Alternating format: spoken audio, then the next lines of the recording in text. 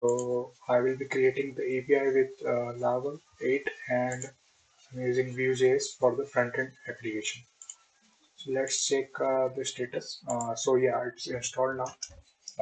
Let me go to the Workdash and let's run it. Okay, so here's our application.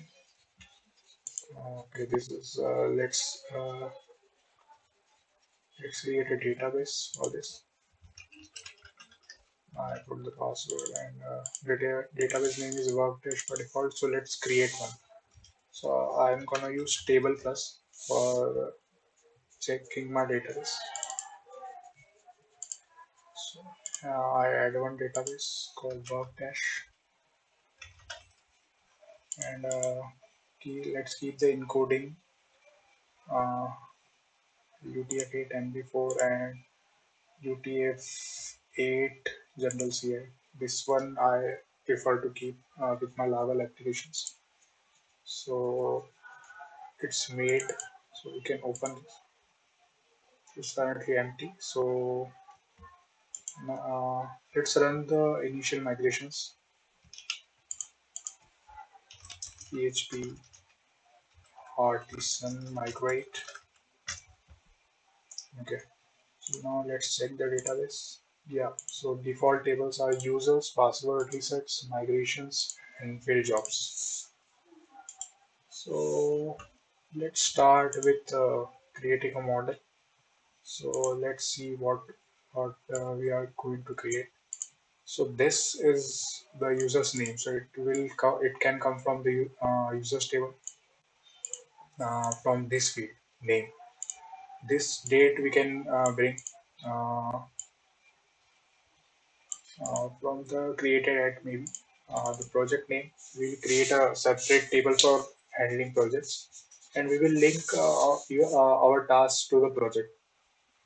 Uh, yeah. So this entity is task. So we can create one task table, one project table. User table is already there. So yeah, let's start with these three tables. Then we can think further. So okay. So I'm thinking this on the fly. I've not planned this project. So I'll be doing this like fairly flexibly. Our application is not served yet, I think. Let's serve it. Okay. So let's see at localhost 8000. Okay, good. This is working. Let's keep the Vue.js aside for the time being. Yeah. I was checking if my recording is working or not. Then, yeah. So this is done. The Aragon is running. Application is running.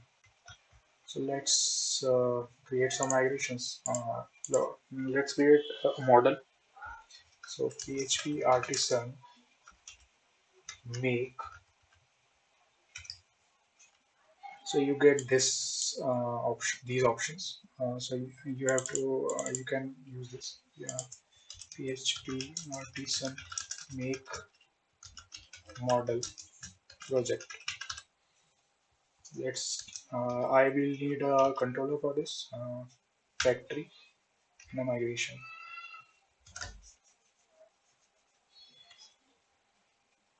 Okay, so I got this project model here. I got this migration. I got this factory. I got this controller. Okay, let's do one more for task.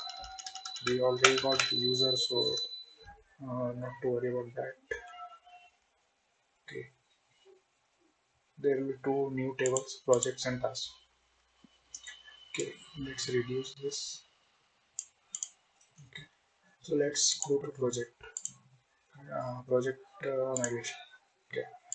So this will create three fields by default, one with the auto increment ID, and these two fields will be created at and updated at. So these are the three default fields for any table in Lava. Now, what we need in the project. So let's create a name for the project. Okay, okay, what else? What else we need? Project name. I guess let's keep it like that for now. And for the task, text string, uh, body of the task. That's it, I think.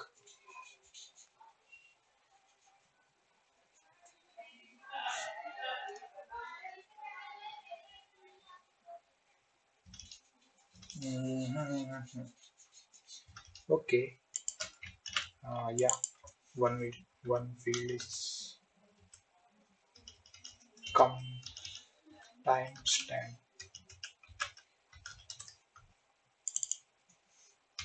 completed at. I was thinking of using a boolean first, but there is one more method.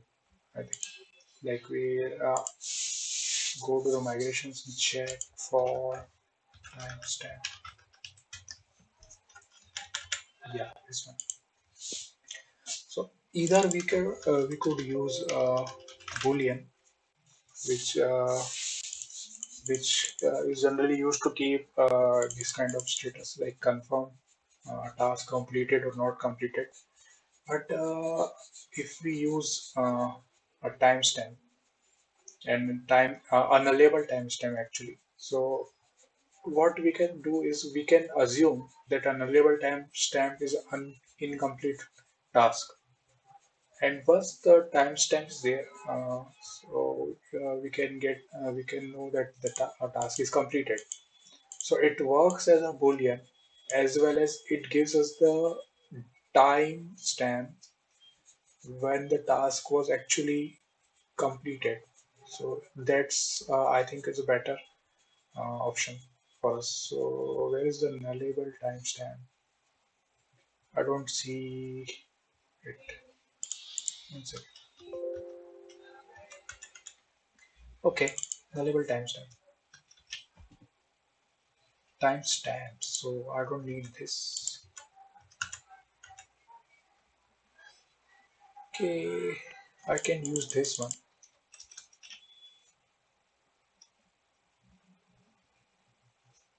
Can use this one, and I will pass a flag of nullable.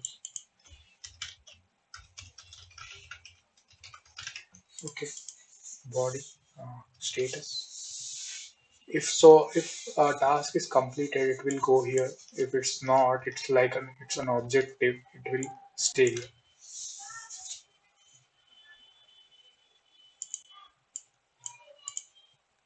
So at the end of the after you put these, it will create a report like this in a HTML format, which you can copy and directly send it to your Skype or Slack group as a report for the day. So you don't have to maintain this. You will see a form on your dashboard where you will put these entries, and you only have to put these entries for the today's objectives. These will come from your yesterday's objectives, and which ones you have completed will be set here, and which are not you won't be able, like you write suppose you write five objectives, but it is not confirmed that you will be able to do five of your all of your tasks on that day. There might be some complexities. So suppose you were only able to do three tasks, so you will only check that as completed, so it will go automatically here, and you can either you can carry forward yesterday's incomplete task to today's objectives, or you can modify that. We will see about that later. So yeah, so that's coming up like a plan. Okay, okay. So yeah.